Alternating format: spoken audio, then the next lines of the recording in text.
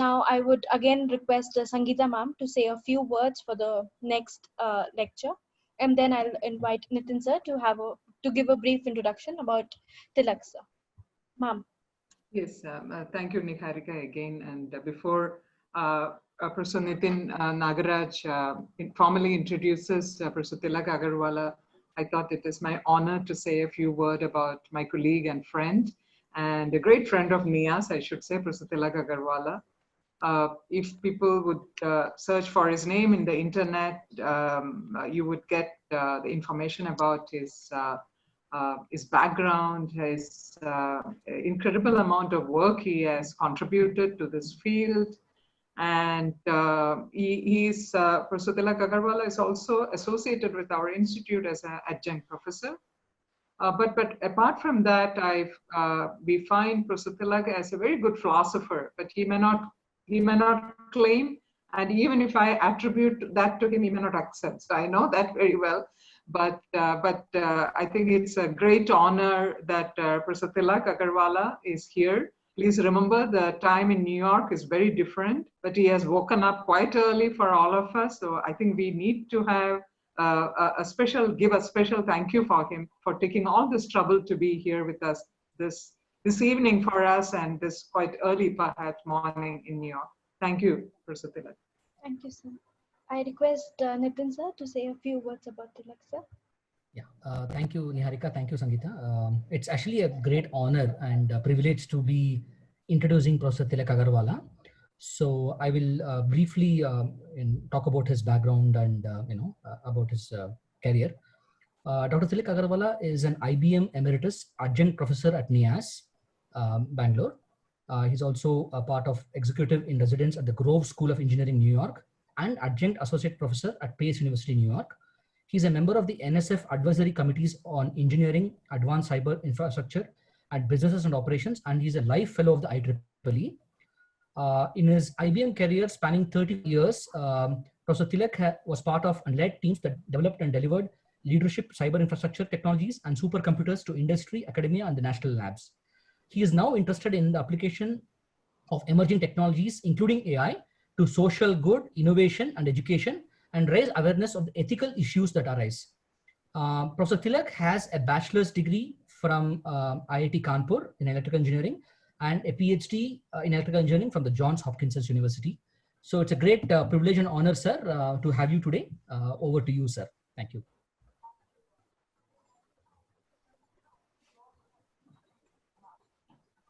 All right, let me share my screen here.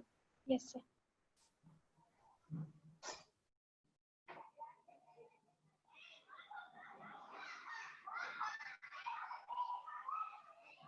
Okay, do you have it?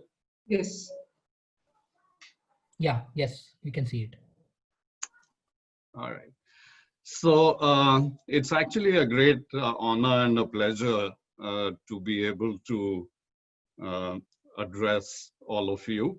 And before I get started, I want to thank Professor Menon and Professor Nitin for the introductions, and I'm not sure that I can live up to what they have described me as, but I will be very happy to speak. I'm very happy to speak in this particular workshop. Now, Professor Nitin gave a wonderful introduction and an overview of the whole field of artificial intelligence, identifying very clearly what many of the open research questions are. Now, being an engineer essentially by nature and not a philosopher, I am going to really focus on the systems or engineering aspects of AI, and I'm going to describe to you what I see as the state of the art of AI today, And I will begin that discussion really by talking about digitalization, which enables machine learning and which is having a transformative impact on a whole bunch of sectors and industries, almost every industry that I can think of. And as part of that, I'm going to describe to you some of the really exciting applications of AI today. And as you will see, I'm going to build into this talk COVID-19, which is top of mind for all of us, and discuss briefly, give you some examples of how AI is having a fairly strong impact on understanding COVID-19. So let me start with an example. What do I mean by digitalization? I think we all know what an analog mercury thermometer is. And the first step in digitalization is actually digitization.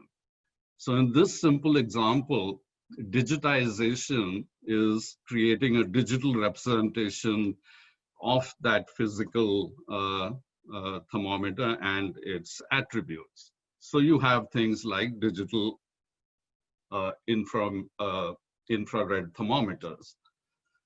Now, digitalization is using now these digital tools that are becoming available to automate or streamline processes and workflows. So you can see that you all have heard of this. We are using second generation fever detectors initially in China and now all over the place. And these fever detectors, right, use infrared digital thermometers, and they use advanced machine language based temperature screening systems. And as a result, you sort of have a new workflow or a new process that allows you to deploy these digital infrared thermometers everywhere in public places, including subways and railway stations, and you can screen people from a distance, and you can test hundreds of individuals for fever, which is very, very different from sort of pointing a thermometer to an individual who is close to you. So this is just one example. Now, let's talk about some other examples. Take higher education, for example. And the effect of digitalization in higher education is twofold, right? One is obviously in operations. So digitalization of students' admission, registration for programs, paying fees, et cetera, et cetera. And then there are education products, which are online courses, digital texts, digital communication between students and teachers. One example. Another example is remote work. And remote work is really enabled by the transformation that has happened in digital communications and in workforce collaboration tools. And all of us are aware now, painfully aware of things like web conferencing, which we are doing right now using Zoom, together with chatting, using Slack and enterprise social networks and unified messaging. Now, I chose these particular examples for a reason to illustrate the kind of profound transformations that can happen with digitalization, but also to sort of indicate that both these transformations of business and higher ed are being substantially being driven by COVID-19. So since I'm going to be weaving COVID-19 into this discussion, I thought I would use these two examples. Now we'll go through a little complicated slide maybe that sort of connects digitalization and machine learning and tools and digitalization, which is digital transformation of processes. But I think it's important to sort of keep this in mind. So this is very much a bottoms-up view of AI and in particular machine learning. So we can see digitization and digital sensors, of which you saw an example, as having a pretty profound impact on creating big data, right? And it creates big data beyond the capacity of humans to comprehend or analyze. And many of you have seen charts like this. People have stopped counting, but the total amount of data in the world, digital data in the world, is supposed to be like 10 zettabytes, hard to imagine. It's a variety of different kinds of data. Most of it these days is unstructured. And this data is arriving at us at very, very high velocities. So what do you do with all this data? The thing that we've been doing over the last few years is analytics, which is the scientific process of transforming data into insight for making decisions. But together with very cost-effective computing and with cloud computing, what is happening now is we are enabling machine learning, fairly sophisticated forms of machine learning, and we'll talk very briefly about that.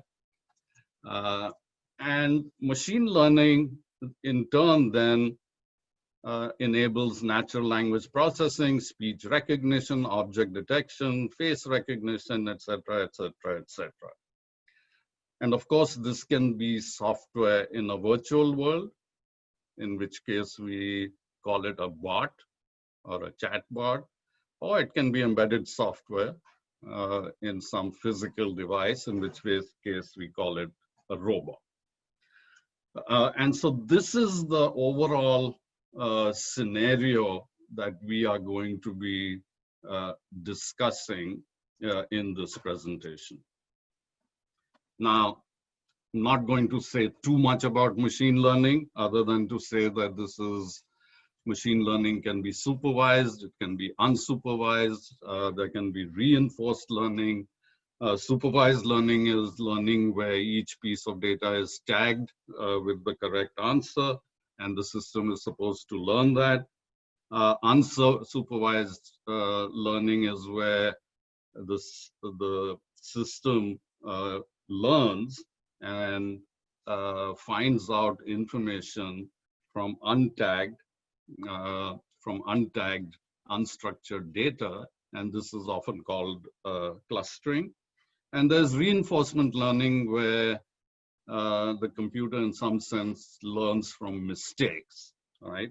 Rewards and punishments, through rewards and punishments through that process. It's essentially learning by trial and error. Now, deep learning is where a lot of the action is, and Professor Nitin is an expert in this area. I'm not going to say much about it, other than deep learning is usually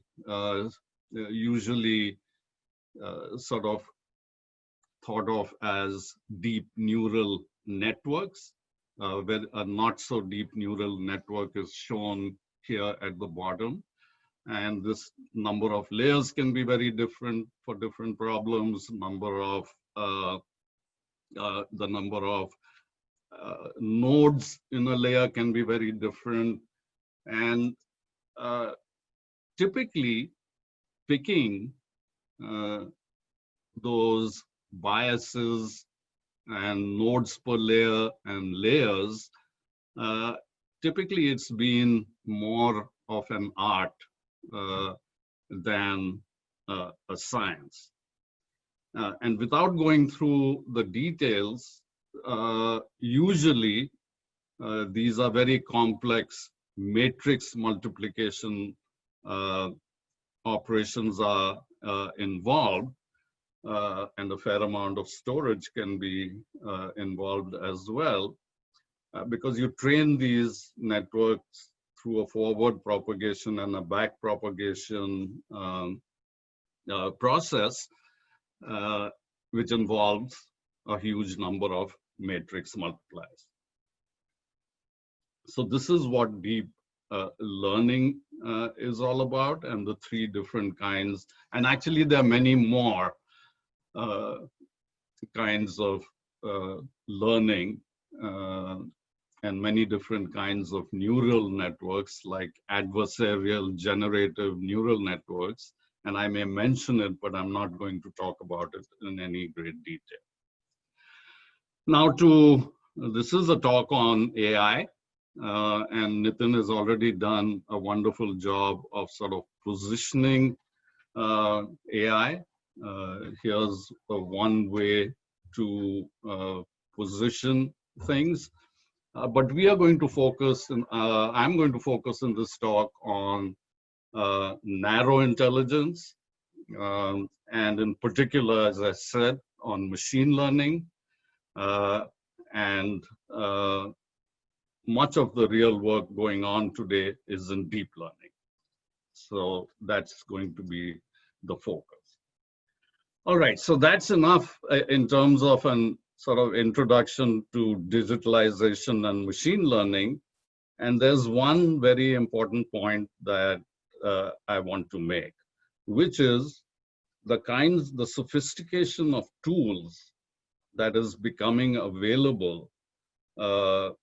Again, these tools are based on machine learning primarily, is remarkable, right? And so it's a very complicated, analytics used to be and still is a very, very complicated process, right? You have to connect, you have to get the data, you have to prepare the data, you have to analyze it, you have to find the insights, you have to visualize the findings, and then you have to distribute your findings. This is a non-trivial task where much of the time is spent in the front end and the back end of this process and in finding insights.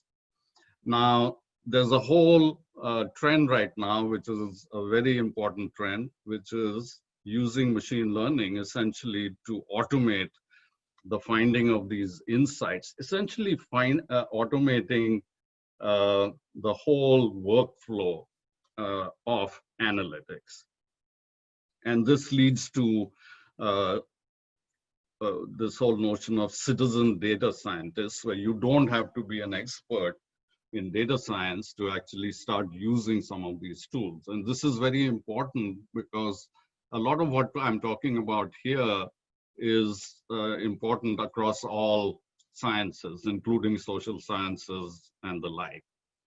I think Professor Nitin can say a lot more about this, but there are also tools now for deep neural network design, essentially using generative adversarial networks.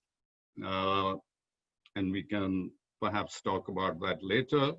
And there's also, I'm finding in my role at NSF, a big need for cognitive tools for scientists. Again, this will be based on machine learning, where the end-to-end process of discovery is accelerated by having the right kind of cognitive tools for scientists.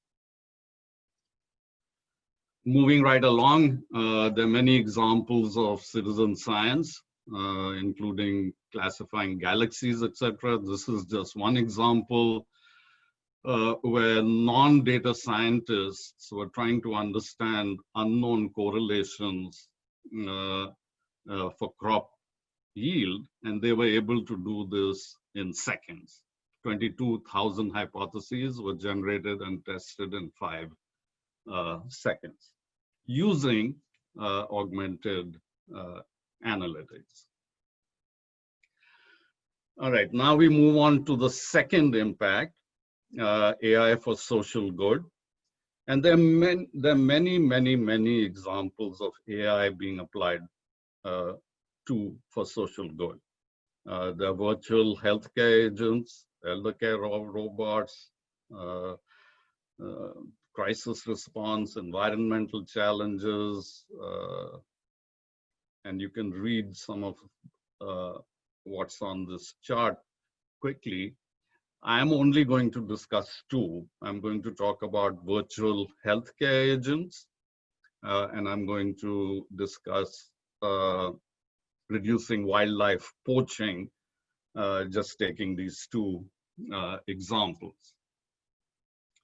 And I thought I'll show you examples of virtual healthcare agents that are being used in COVID-19.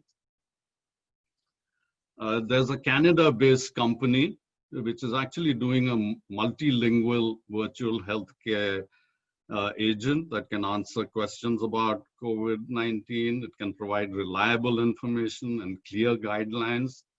It can advise individuals whether they need to go to a hospital for screening or they should isolate at home. And it leverages a whole bunch of natural language processing capabilities. I heard recently that there's a similar sort of tool available in Goa that's being used to disseminate information on COVID-19. However, as always, there's a word of caution. One person did sort of an examination or an assessment of 8 different chatbots and asked whether he had COVID-19, and the answers ranged from, oh, you're very low risk, to you've got the virus, you should stay home and isolate. So much of this, of course, you should use your common sense. And of course, chatbots can be used to deliver psychotherapy during COVID-19 and beyond. And I'm sure all of you are aware, but the next big epidemic is likely to be a mental illness epidemic, just because of the huge amount of distress that is being caused by COVID-19. Moving right along, AI and poaching. I said I'd talk about that. So if you look at the top, here's the whole end-to-end process that is being transformed by digitalization and by using machine learning and AI techniques. So you train the system offline using 70 videos that contain animals and poachers. And these are labeled data sets. Right? So you've identified who are the animals, who are the poachers, and you've trained the system using this video. You then use a drone, another application of AI, to flow over these wildlife sanctuaries, capturing the thermal infrared images. These images are transmitted by radio waves to computers. There's some pre-processing that takes place down here. there's a detection by the neural networks that have been trained earlier. And what this allows you to do is in real time identify that a poaching incident is about to happen, and you should dispatch the police, the poaching police, and try to stop the poaching before it happens. And in one area at least, where as many as 19 rhinos were killed each month, there were no deaths for a 6-month period after this program was deployed. So a real impact. Now, I'm moving on now to the second topic, which is accelerating discovery. I'm seeing this all over the place, and I've once again taken a COVID-19 example, which is the CORD-19 Open Research Database. And as many of you who are scientists and faculty members know, that there's a huge amount of information overload happening. Approximately 3 million plus new papers are published every year in journals, and academics apparently read 250 papers per year max. Maybe some of you read more than that. So there was a special request, given this, there was a special request from the White House actually to create this COVID-19 database. And this database was created like within a week. And I'll show you some statistics on it in a moment. But what you're trying to do here is to take human readable PDF files, which is what this data, these papers are in, and convert them into machine readable data, which you can then analyze using natural language processing and machine learning. So they gathered together all kinds of documents, publications from the World Health Organization, from PubMed Central, and from these from Bio RXIV and Med RXIV that have sort of preprints of publications. And they extracted from that, they took the metadata and files, which were all in PDF, and then this work was done by Semantic Scholar. They converted into this database of full text and harmonized all of the metadata. And here's the current status of this, right? Very, very quickly, this database now has 50,000 publications, machine-readable publications about the COVID-19 pandemic and about some other related coronaviruses. It's been downloaded 75,000 times. The text and the tables are now in machine-readable form, and this thing is updated daily. So now people are starting to use this. Here's one very simple example. Does hypertension increase the risks associated with COVID-19? What you can do now is you can search this entire database and you can retrieve the relevant articles that have some supporting information regarding risks associated with COVID-19, whether hypertension increases the risk. Here's another example.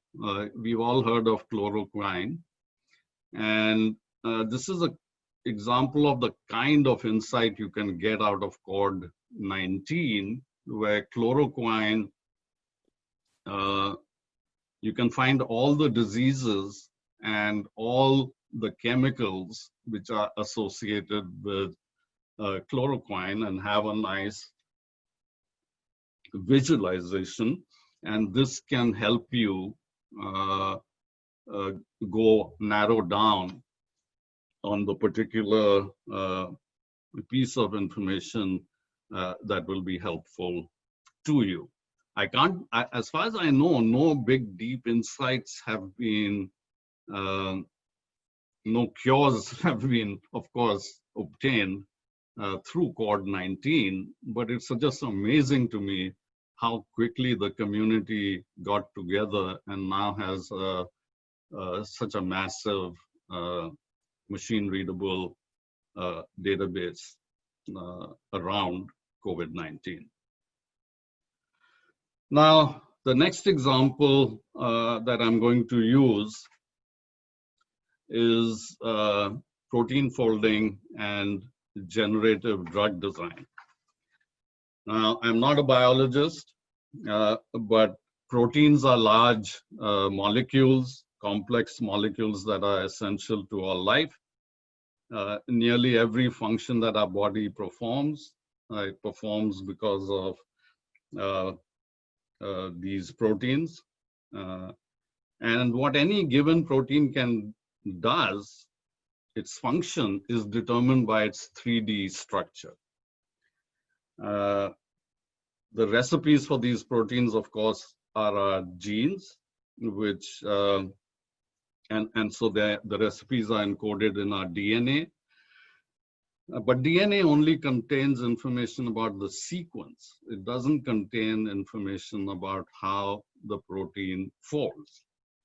What shape does it fold into, and therefore what is its function? And it has been said, and I read out to you, that it could take longer than the age of the known universe to randomly enumerate all possible combinations of a typical protein before reaching its true 3D structure. But yet proteins fold spontaneously within milliseconds. So, with that background, in January 2020, Google's AlphaFold predicted the 3D structure of a protein based on its sequence using neural networks, right? And in early March, the protein structure predictions of several proteins associated with SARS-CoV-2, which is the virus that leads to COVID-19, were published, right? Just see the speed with which things are happening. In February 2020, at the University of Washington, using molecular modeling, the atomic structure of the spike protein was predicted, right? And this is what the spike protein looks like. And this spike protein has the capability of actually binding to a human cell, and it's believed that that connection or that binding with the human cell causes COVID-19. So they've identified, using modeling and using folding, they've identified what the spike protein structure looks like. And so if you can now design a protein that can bond with this spike part of the protein, which can inhibit that, then you may be able to sort of treat or prevent COVID-19. So what is happening now that you know that the structure of the spike protein, the university is now trying to design a whole bunch of mini protein binders that can bind to the spike protein and prevent it from binding to the human cell. And how is this being done? this is actually, and this is the reason I wanted to show you this example. There's this whole process of generative design these days, where you sort of design a whole bunch of possibly feasible computers, things. You come up with a whole bunch of designs using a generative neural network, and then you use an adversarial network to see whether in fact this is the design that you're looking for. And we don't have time to go into it, but all this is being done with neural networks, and tens of thousands of these mini proteins are being designed, and then of course they have to be tested in the in the lab. All right, moving right along, and I know I'm giving you very, very few examples. This is just to sort of be illustrative in nature. But now I'm going to talk about productivity improvements, which come, and productivity improvements can come from a variety of different places. I'm going to talk about advanced robotics and digital twins. And in particular, as you see, I'm going to use manufacturing as the application. So what has been happening? Robotics has been with us for ages, right? For a long, long time. What has happened is that with more cost-effective sensors and cost-effective computing, you can significantly improve natural language processing, computer vision. And so what this allows you to do is to gain increased, have the robot be more autonomous, have greater dexterity and have greater precision. There are also new advances happening in learning robots. You have all heard about mobility and self-driving cars. So you have self-driving cars in factories now, which can move parts from one place to the other. And very, very important, and this is where the system view comes into place, all of this robotic technology and automation technology can be integrated, or has to be integrated actually to be effective with your overall cloud computing infrastructure, with your data processing technologies, and with the workflow control system. Now, coming up with that total infrastructure is no easy task. What is the right infrastructure? And that's where the notion of digital twins comes in. Now, in general, a digital twin is the virtual representation of a physical object across its entire life cycle that uses real-time data to enable you to reason about the system, the virtual system, to learn about the virtual system, and to actually also be able to control the real system with the virtual system. So here's a little simple sort of cartoon. This is what a construction site might look like in physical space. Data flows in this direction, information flows in this direction, and you construct essentially a virtual twin. And how accurate this twin is depends, of course, on the kinds of models that you use. And today, the models that are being used are really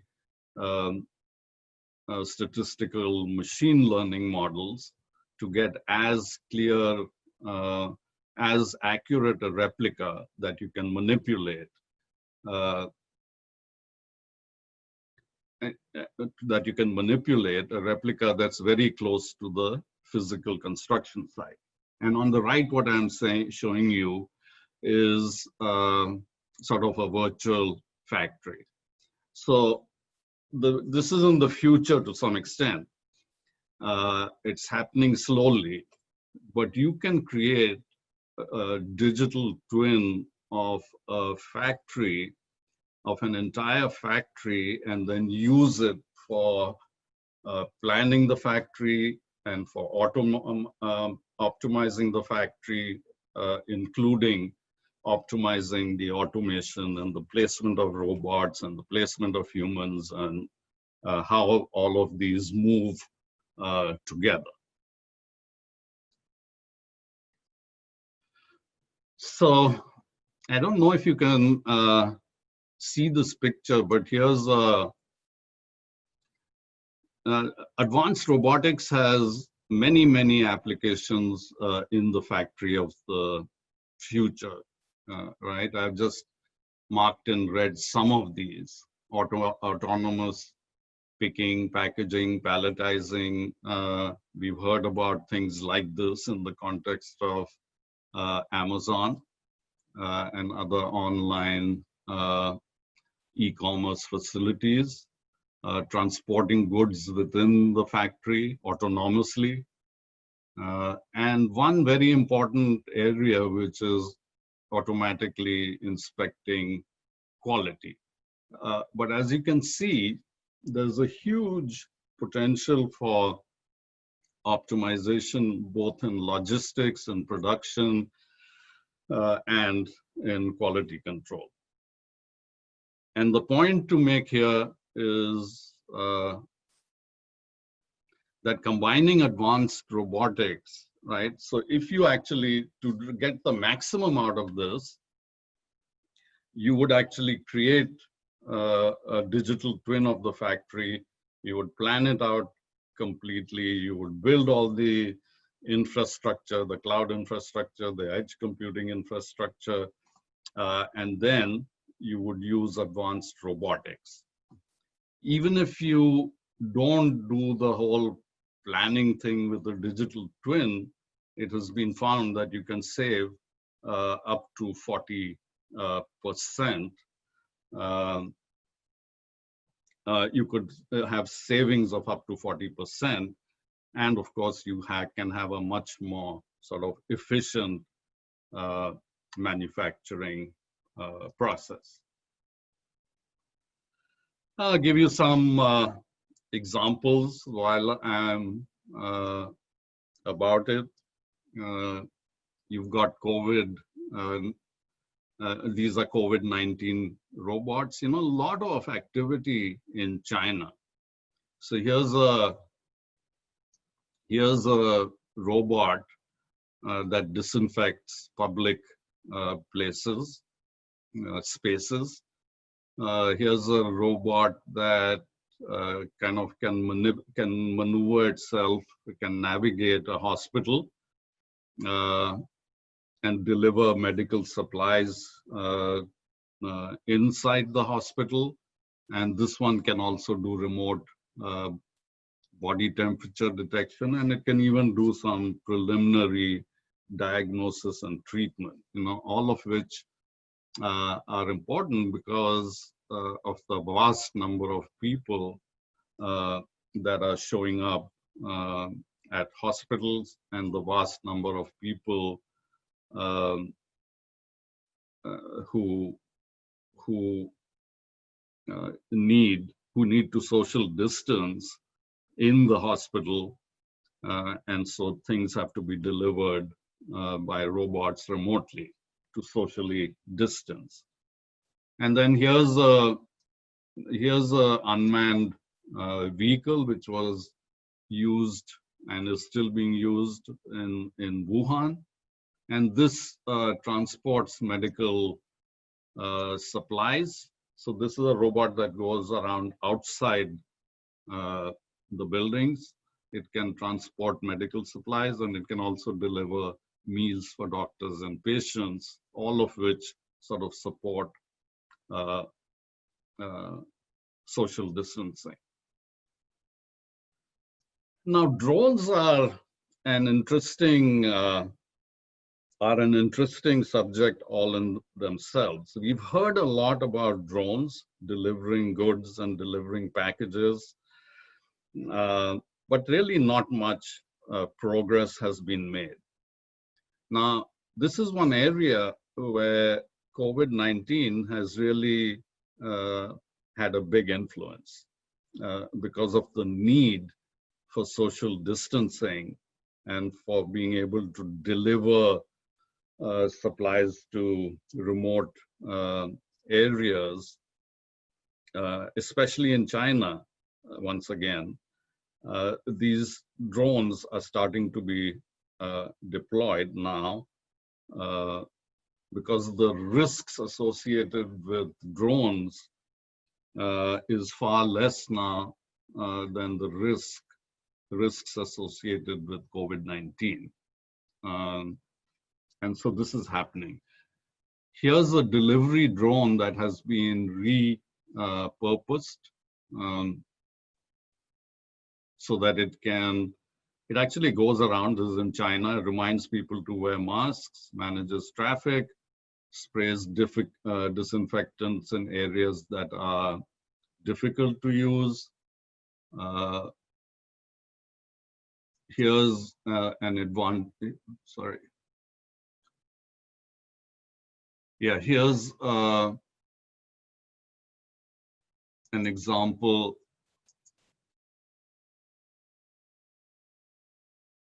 I'm sorry, just give me a minute.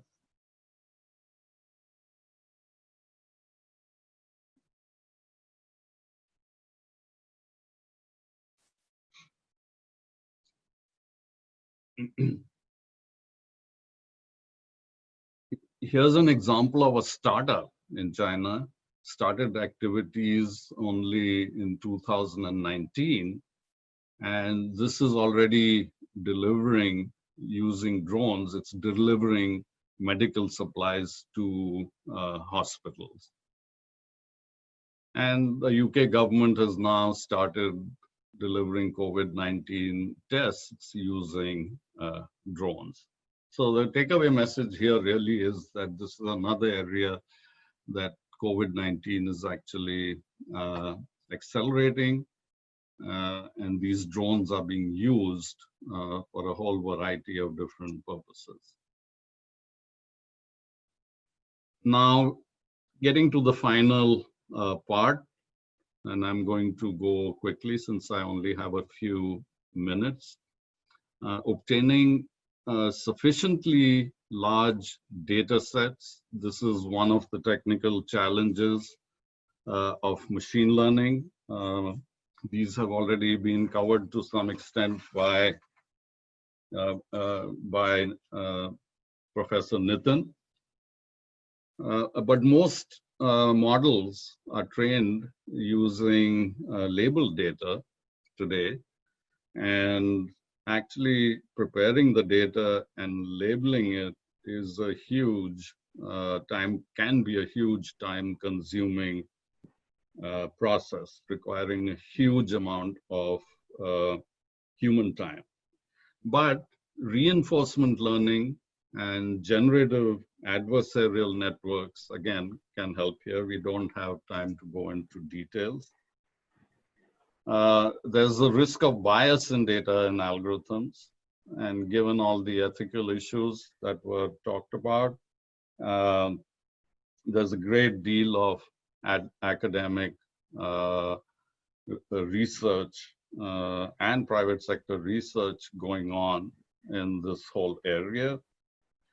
A big problem, explaining results leads to lack of transparency. And there's difficulty in generalizing. It's hard to carry. That's why this is narrow AI. And I think it'll actually remain narrow AI for a while. It's difficult to carry experiences from one situation to another.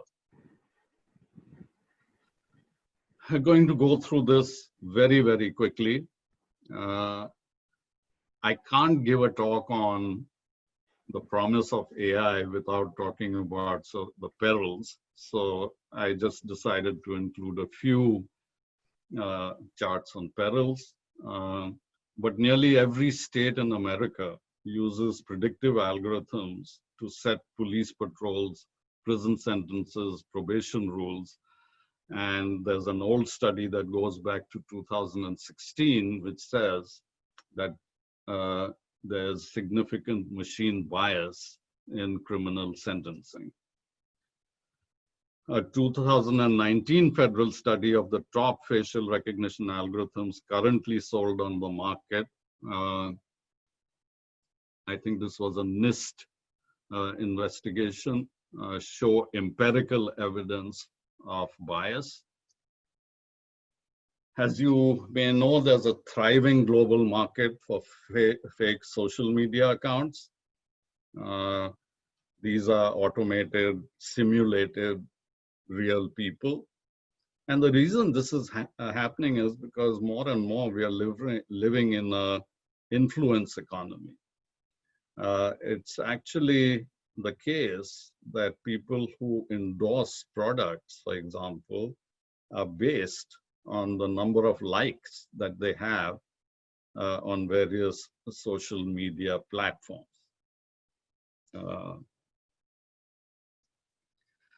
And then there's deep fakes, which Professor Nitin also talked about, which unfortunately I don't have time to go through.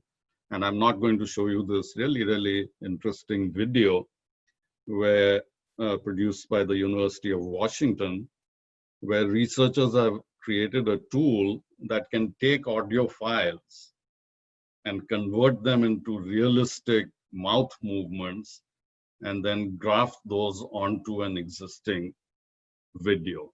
So you can create, for example, a video of President Obama talking, taking snippets from various previous videos, going back all the way to some videos that he did in college.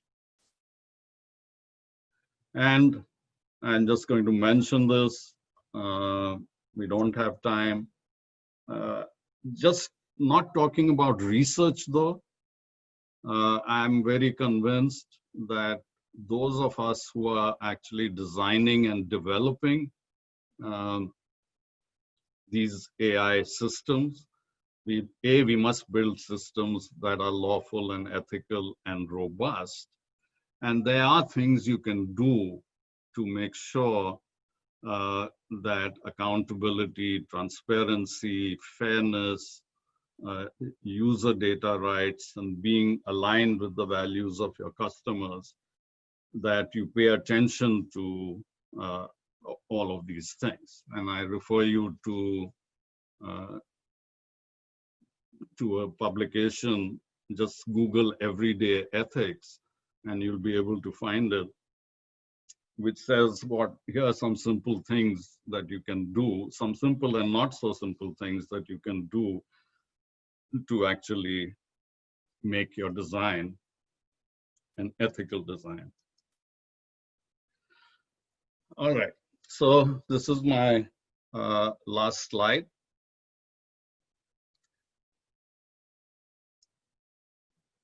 First point I want to make is that digitization is what enables deep learning, which today is the widest used AI technique.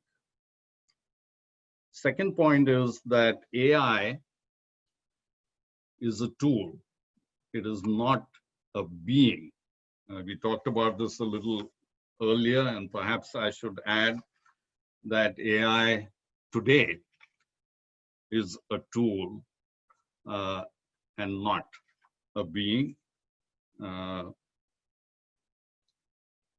And as we have discussed, deep learning is really about statistics and matrix multipliers. but we're starting to find tools that can help us design these neural networks. And I want to make a point here for people who talk about replacing human beings with robots and AI. And this is a personal thought and a personal experience. But the dedication that I have seen in the United States, I'm sure it exists elsewhere as well, of essential healthcare providers, to me, and the role that they played, to me, highlights the fact that in COVID-19, it would be a disaster if you actually replaced or tried to replace these human beings with computers and robots. I've given you numerous examples of how AI is helping, is being used as a tool, but yet this is one of my conclusions, that I cannot see human beings being replaced by machines in any scenario. I'm giving you the COVID-19 example here. Now, I gave you only a few examples, but I think AI is going to continue to have a significant impact on social good, on productivity gains, on advancing science and engineering. And we didn't talk about this, but national security is part of that as well. Now, on the economic benefits, before COVID-19, there was some analysis, a fair amount of analysis that was done, which said that AI could contribute up to $15.7 trillion to the global economy in 2030. Now, I don't know what COVID does to that, but again, there might be some hope in using AI to actually start getting back into some kind of normal economy. Now, AI raises ethical issues. We talked about that. And I would add that what I said here, right, about the global impact of AI, once again, kind of illustrates there is an ethical issue here as well, right? Which is, by using these advanced technologies, we could actually widen the gaps between countries, companies, and even workers within a company. I don't have an answer to that, as I don't have an answer to the sort of ethical questions. But what I am trying to do as far as ethics is concerned is just raise awareness. And with that, I end. I look forward to your questions. If you don't have questions, I would really like to hear your comments as well. Thank you, sir. Very insightful, very focused, and I really like the example of COVID-19 you gave, and many of the things, I was not aware, and I'm sure many of the audience would also not be aware. And I think you made a beautiful point about the essential role of humans. I think it's fantastic bringing back the discourse on the need for humans, and I think COVID is probably the foundation of this point that you made. Thank you. And then, okay, we'll open up for questions now. I think there are already a few in the chat. Nitin, your audio is okay? I heard some. Sorry, your audio is okay? There was some. Niharika, was his audio okay? I think. Ma'am, I think there was some glitch in between, but I think now it's okay. All right. That it's a little low. Yeah, I think suddenly the volume became less. Sorry. Just a minute. Okay, that's fine. I think. Yeah. Okay, you can hear me fine, right? Yeah. Is it we better can hear you. now? Yes. That's okay. We can make out, but we can hear Tilak. No problem. Okay. Nitin is slightly reduced, but it's okay, I think. Sorry about that. Yeah. Maybe we want to read out the questions. I was just looking at. If I'm not audible, then I would request Niharika to read out if that's okay with her. Okay. So you're audible now. Oh, you're audible. Okay. If Okay. you want to continue, so it's okay. Yeah. So yeah, there's a question by Mr. Narayana. Or rather, it's a comment. I think IEEE has developed global initiative for ethical considerations in AI and AS. Ethically aligned design initiative started in 2016. I guess it's just a comment. Question Yeah, but by. let Please go me ahead. just, Yeah. Let me just comment on that. Thank you for bringing that point up. I'm quite aware of that and did not have time to really discuss it. And I think that the IEEE initiative on ethical design is one of the most important initiatives, but I would think that I'm an electrical engineer myself. But every nation or many nations actually do have.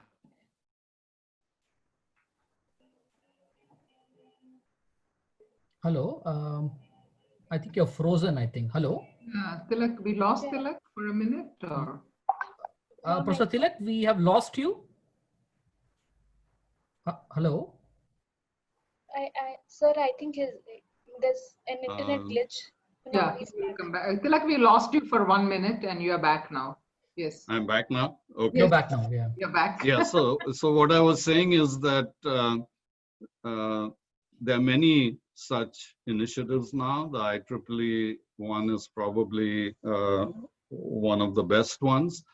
But these guidelines are starting to be developed.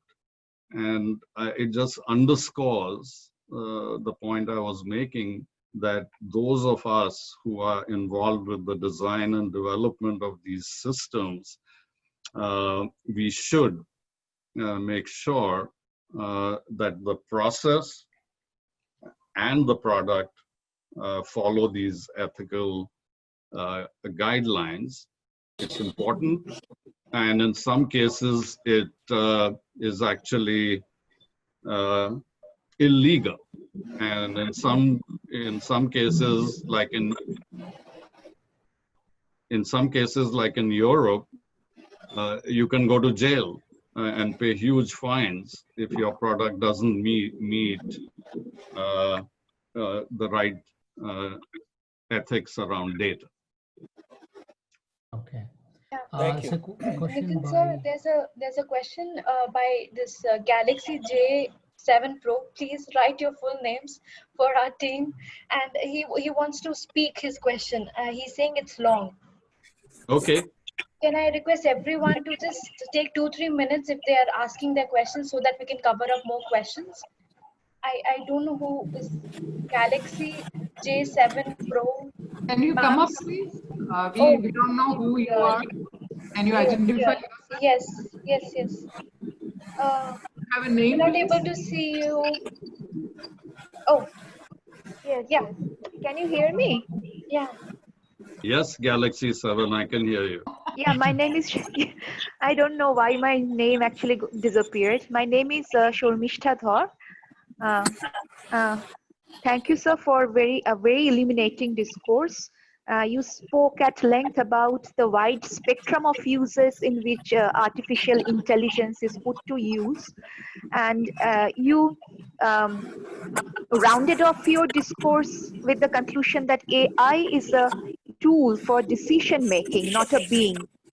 So this last comment of your discourse actually caused a question to crop up in my mind, that suppose how do we actually know that a machine can decide for the best even more than a human?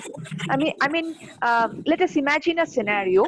I'm sure that you have heard about automated devices now being made about the stopping of elephants being run over on the tracks. I live in West Bengal, and there is a there is a region called elephant corridors where there are railway tracks, and on both flanks of the railway tracks there are forests, dense woods in Jalpaiguri and Alipurduar, and on many occasions herds of elephants cross the railway track, and they're repeatedly, more often than not, run over by those speeding trains. Now efforts are on to build a system to be installed inside the railway compartments to alert the railway driver whenever an elephant approaches the railway track.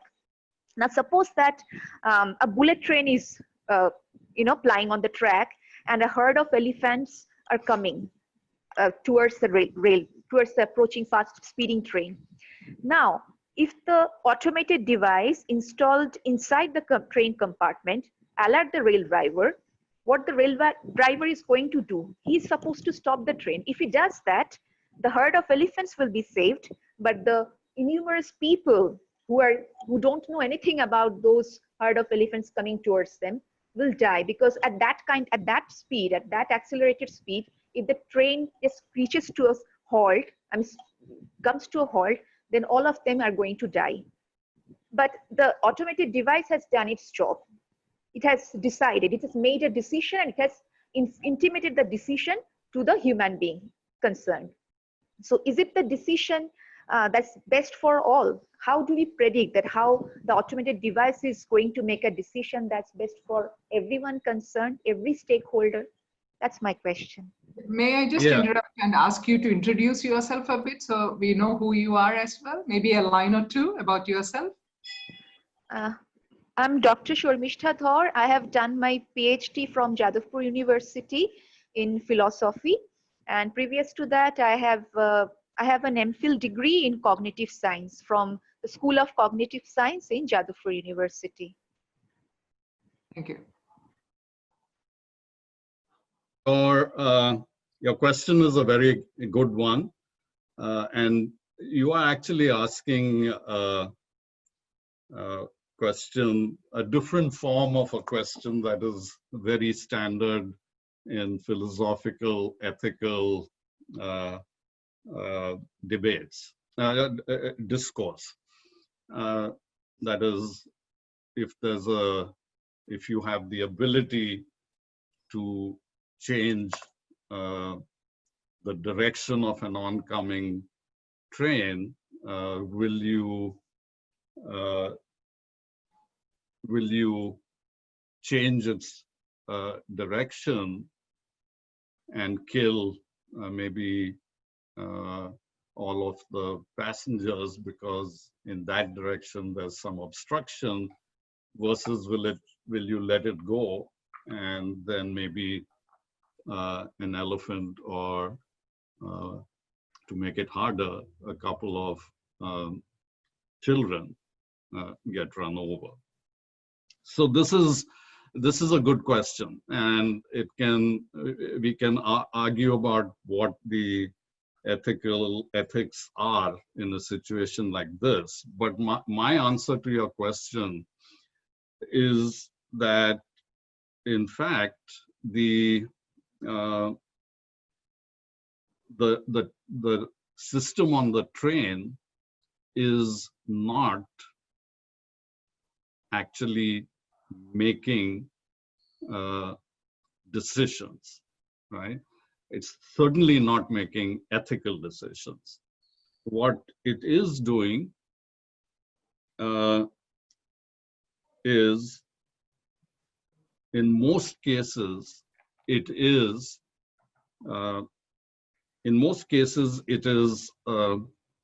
providing input to the driver, and the driver has to make a decision.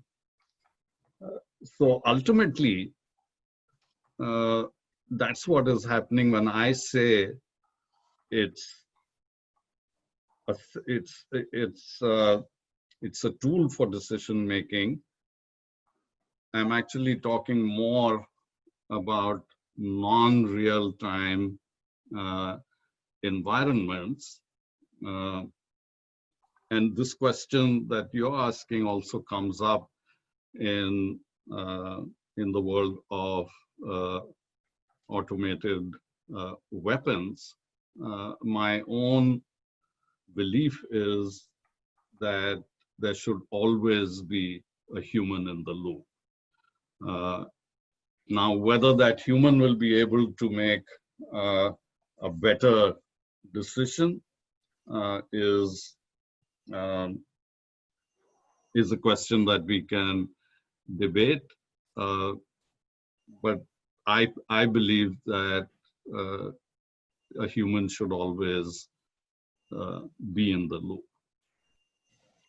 So Tilak, yeah, so a very interesting question here on free will by Yes. Ms. Ranjana Yadav. So she's asking, we have the ability to choose any kind of action and it can be judged, that we have free will. What about in the case of AI? Can you repeat the question? Sorry, yeah. So we have the ability to choose any kind of action and it can be judged, right? We have free will. What about in the case of AI? Yeah, AI and especially machine learning, as I have been talking about it, there is no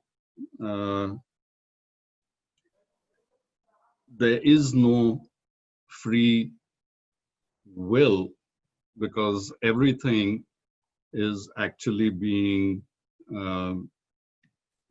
in some sense, it is programmed into the machine, and the machine's behavior is based on the machine's behavior is based on neural networks, which have looked at a huge amount of data and are coming to some decision based on that data. So in all of the scenarios that I'm talking about, the notion of free will or ethical choices doesn't actually apply. It's only when you go to higher levels of AI that potentially you get into these questions about free will. Okay. Yeah, there's a question by Ayesha Gautam. Can we see you? Ayesha Gautam, maybe then you could ask the question yourself. It's a bit long. There's some connection problem. So, like it's not a question, but a comment which I have made. So, yeah. Please go ahead. Yeah, go ahead. And can you just tell us about yourself very, very briefly and then make your comment? Yeah. Yeah, so I'm assistant professor in Delhi University, philosophy department. So yeah, so it's not a question, it's a comment which I've made, which is that, if, as John Searle also keeps saying that, AI is to be perceived as a stupid machine rather than an intelligent being, then perhaps it would be a misnomer to use the term intelligence for automated machines, which are to be seen as a tool to aid human beings rather than perceiving them as human beings. So if that is the case, then rather than having a discourse on intelligence of the automated machines, we should perhaps have a discourse on ethical use of artificial intelligence. So I just wanted to make this comment. It's not a question per se. Okay. It's a good comment. Yeah, thank you. So there's some connection problem, so that's why I'm not putting on my video. So the moment I'll put on my video, probably the connection will, Can I also request Misty Yang, if she has some comments or questions for us? Would you like to say something? Yes, please. Thank you. Yes. Hi, I'm Misty. I'm a PhD candidate at University of Maryland in College Park. I study the I'm in the communication department. I study the intersection of rhetoric, ethics, and engineering specifically as it relates to artificial intelligence. Thank you all so much for all these wonderful insights. I'm really enjoying this morning. Well, it's morning for me, but this is kind of a comment question. So I'm interested in what everyone on the call might have to say about what some of the best practices or codes that we've seen from IBM, from IEEE might overlook. And specifically, I've been thinking a bit about psychotherapy. I'm very interested in Joseph Weizenbaum and his work. And I know that, Professor, in this presentation, you were talking about the capacity of AI to address some of the psychological long-term effects of COVID. But I've been thinking about how the capacity of AI might distract or could potentially distract from what are social or political issues. So perhaps in an extreme example, if everyone who suffers bad psychological effects from COVID could just talk to AI and we could all feel better about it, maybe we wouldn't have to spend so much time figuring out how to come together as a political community to actually solve the underlying virus, which I think is a bit of what we're experiencing here in the United States, unfortunately. So, and then in putting that in conversation with the capacities in terms of resources that it takes to actually, power natural language processing, which the earlier presentation was thinking about. So again, I don't know if this is a very well formulated question, but, how do these codes overlook that bigger picture, and what might be a way that we can give to bring those things to light in terms of capacities and resources and the trade-offs we might be making? Mm-hmm. I'll take a crack at that, and then maybe Nitin, you want to say something. So, as I said, my approach in this presentation, at least, was to take an engineering view of the problem. So, when I talk about potentially using chatbots for psychotherapy, I'm not saying that those chatbots are going to replace professional psychologists and therapists from actually dealing with the problem. At best, it might be sort of a temporary solution, just because there is no one else that you can talk to. But then if you remember, I concluded by saying I don't see the professional healthcare workers being replaced by robots and chatbots anytime soon. So this is a complicated area. I think from a engineering perspective, I think these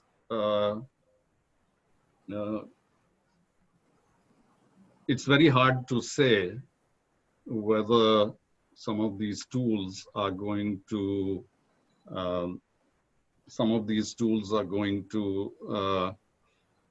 sort of suppress political debates, or whether they're going to actually expand them.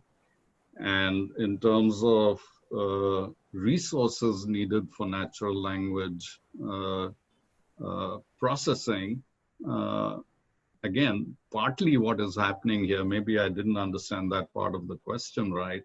Partly what's happening here is that the tools for this, the tools are becoming so good that the average person can do certain things.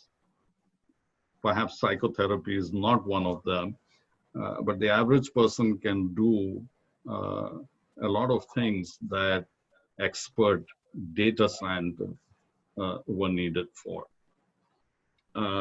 So I think it's a very good question. It's a very broad question. And I think this is the kind of, these are the kind of debates that we have to, and discussions, not necessarily debates, that we have to have as this technology moves forward very aggressively. So Nitin, let me hand it over to you. Yeah. So no, I completely agree with what you just said. And maybe to add on, see, this debate on ethics itself, right? My personal feeling is that right through our education, right, there's no emphasis on to bring in ethics in the curriculum at all whatsoever. we do PhDs and we hardly know much about a proper ethical dimensions that of anything that we are studying. Not necessarily about AI, I'm saying, so that I think there's what I'm saying, there's a root problem which we have to address, and also we are so technologically so advanced, but our other dimensions are not really we're not spiritually or mature, emotionally mature enough. I think there's an imbalance in our growth as well. I think it's a very huge problem, and I mean, I think it's not particularly with respect to AI and ethics, but ethics in general, I think, is something that we are hardly trained. I mean, I probably learned about ethics much later. Of course, there's a cultural training at home, which is good, but then the scientific engineering training is sort of what do you call separated from that, and that's not a good thing. So this is just my comment. I'm not answering directly what she's asking, but I thought this is my perspective on this whole problem. I think, yeah. I have something to add to it. Please, go ahead. Yeah. Nitin and Tilak, if I may. Sure. Yes. So I feel ethics is more an external expression, and I think I and Tilak have had this conversation earlier. So, but I wouldn't want to go in too much into detail. But what I'm trying to perhaps convey is that ethics borrows its philosophy from metaphysics, which is the nature of what is a human being, and what is the relation between us as an individual with the rest of the existence around. And this is understood in terms of understanding the nature of reality.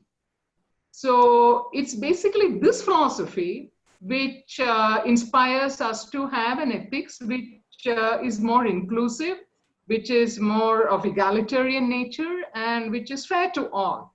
Because otherwise the question comes that ethics can be very relative. So everybody, a small community, can have their own ethics.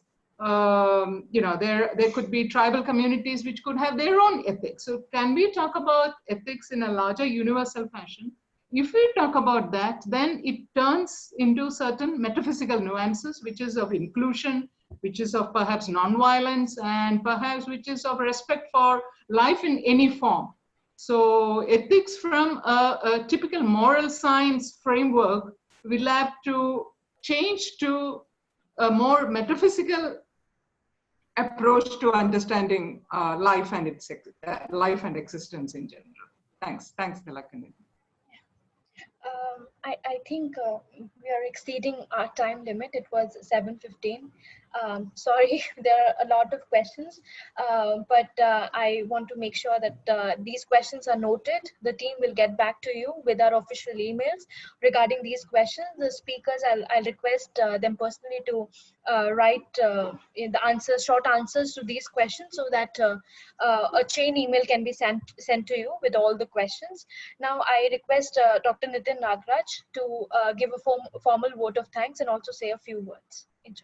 Yeah, so I mean, it's again a great pleasure to have listened to Professor Tilak, and I remember all his talks at NIAS when he was here physically was attended to full house, and we had discussions while walking in NIAS campus, and we can't do that now, but this is the next best thing that we could listen to him, and it's very kind of you that you agreed to do this, and I think early morning for you, right? So no, I really enjoyed I think all the stuff that you talked on COVID-19, like COD-19, and digital twins, and I think these are some important points that you brought in as to how there's an overload of information, and there are these tools which are being brought about, and as rightly said, it's not a being, but it's a tool to aid our decision making. I think that's a very beautiful point.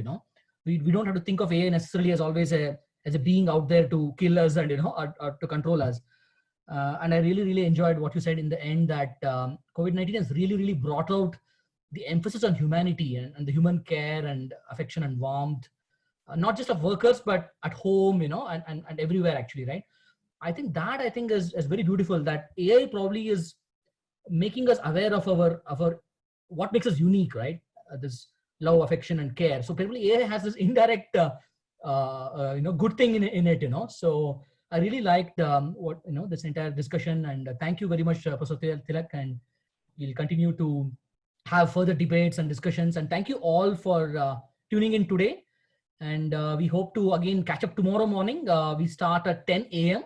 So please tune in to this Zoom link, and we'll have 2 more lectures tomorrow, and hoping to listen to all of you. And thank you very much. And as Niharika said, we will get back to you with all the comments you have made. We will, each of the speakers will respond to you. So thank you very much, and have a great good evening, have a great night, and have a great morning and the rest of the day for Tilak. Thank you. Thank you. Yeah, ma'am, you're muted, ma'am. I'm sorry, I was saying that the same applies to Robert and Mr. Young. Yeah. True. Okay. Yeah. See you all tomorrow then. Yeah. Thank you Bye-bye. so Yes. much. On behalf of Team CSP, we thank you so much. And we'll see you tomorrow, 10 a.m. as Nitin sir said. Thank you. Thank you. Thank you. Take care. Stay safe and healthy. Yeah. Thank Bye. you. Thank you.